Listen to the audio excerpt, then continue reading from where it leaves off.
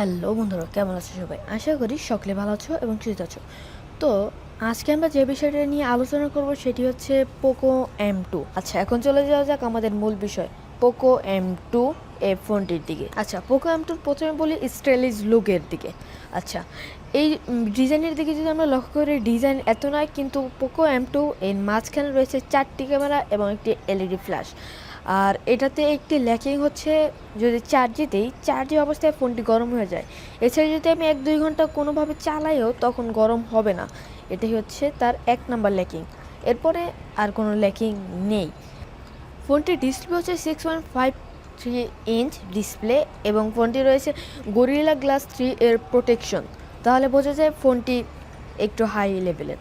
আচ্ছা, ওয়েটের দিকে যদি আমরা যাই, ওয়েট 198 গ্রাম এবং ফোনটি এক হাতে চালাতে কমফোর্টেবল আছে, মানে কমফোর্টেবল চালানোর জন্য। ফোনটিতে রয়েছে 3টি ক্যামেরা, একটি হচ্ছে 13 মেগাপিক্সেল ক্যামেরা এবং দ্বিতীয় ক্যামেরা হচ্ছে 8 মেগাপিক্সেলের আল্ট্রা ওয়াইড ক্যামেরা এবং তৃতীয় ক্যামেরা হচ্ছে ম্যাক্রো ক্যামেরা 5 মেগাপিক্সেলের এবং চতুর্থ ক্যামেরা হচ্ছে 2 মেগাপিক্সেলের। ক্যামেরা দিকে লক্ষ্য করলে ক্যামেরা পারফরমেন্সও অনেক ভালো। এবার আমরা চলে যাই গেমের দিক থেকে। গেমের দিক থেকেও মানে এতটা ভালো না, যারা হাই লেভেলে গেম খেলে তাদের জন্য এই ফোনটি নয়। এছাড়া টুকটাক গেম খেলে এমওএলডি পারফেক্ট। ফোনটিতে রয়েছে 2টি কালার। মেন কথা বলতেই ভুলে গেছি। তো ফোনটির মেন কথা হচ্ছে, ফোনটির পেছনে রয়েছে সেন্সর সিস্টেম। যদিও এটা আগের রকমের সেন্সর সিস্টেম, আগের মডেলের, কিন্তু বর্তমানে কিন্তু সাইড সিস্টেম সেন্সর, এটা হচ্ছে মাঝখানে সেন্সর সিস্টেম এবং মোবাইলের টাচ স্ক্রিনেও সেন্সর সিস্টেম আছে। মোবাইলটি রয়েছে 2টি ক্যামেরা, একটি হচ্ছে ব্ল্যাক আর একটি হচ্ছে ব্লু এবং মোবাইলটির র্যাম হচ্ছে 4GB 64GB রোম। খুবই ভালো, কিন্তু কিছু কিছু গেমের জন্য এই মোবাইলটি সাপোর্ট করে না। তো হাই লেভেল গেমের জন্য এই মোবাইলটি নয়। যারা টুকটাক গেম খেলবে, হঠাৎ একদিন পাবজি খেলবে বা ফ্রি ফায়ার খেলবে, তাদের জন্য মোবাইলটি আমি মনে করবো পারফেক্ট একটি ফোন। আমি ফোনটিতে লক্ষ্য করেছি ফোনটি স্মুথ পারফরমেন্স, খুবই ভালো পারফরমেন্স। এছাড়া ফোনটি একটি ল্যাকিং, যা আমি শুরুতে বললাম, এখন আবার বলছি, ফোনটি ল্যাকিং হচ্ছে চার্জে দিলে ফোনটি গরম হয়ে যায়। এছাড়া যদি আপনি 3 ঘন্টাও গেম খেলেন বা অন্য কোনো কাজ করেন, তাও গরম হবে না। কিন্তু এটার কারণ কি, এটা এখন জানা যাচ্ছে না। জানা গেলে অবশ্যই পরের ভিডিওতে আপনাদের জানাবো।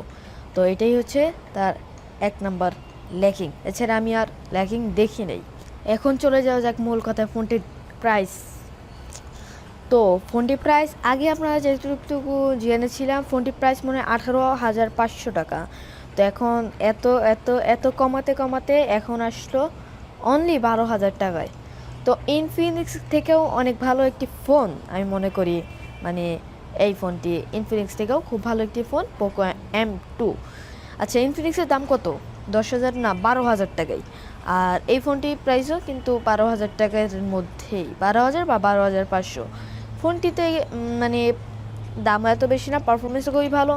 ইনফিনিক্সের পারফরমেন্স ভালো, কিন্তু ইনফিনিক্স থেকে একটু মানে একটু আপডেট হয়েছে। এছাড়া ইনফিনিক্সের যে আপডেট রয়েছে, ইনফিনিক্সে কিন্তু সাইড সেন্সর সিস্টেম রয়েছে, কিন্তু এটাতে সাইড সেন্সর সিস্টেম নেই।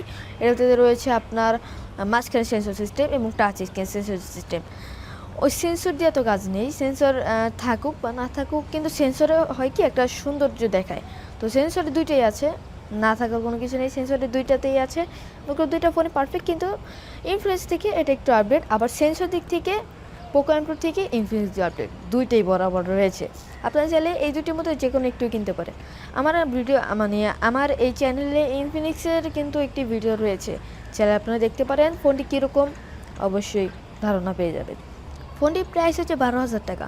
তো আপনাদের বাজেট যদি থাকে 12,000 টাকার মধ্যে একটি বেস্ট ক্যামেরা ফোন কিনবেন, তাহলে এই ফোনটি পোকো M2 আপনার জন্য। যদি 12,000 টাকা কিনতে চান, খুবই ভালো, মানে আমি বলবো খুবই ভালো একটি ফোন নিতে পারেন।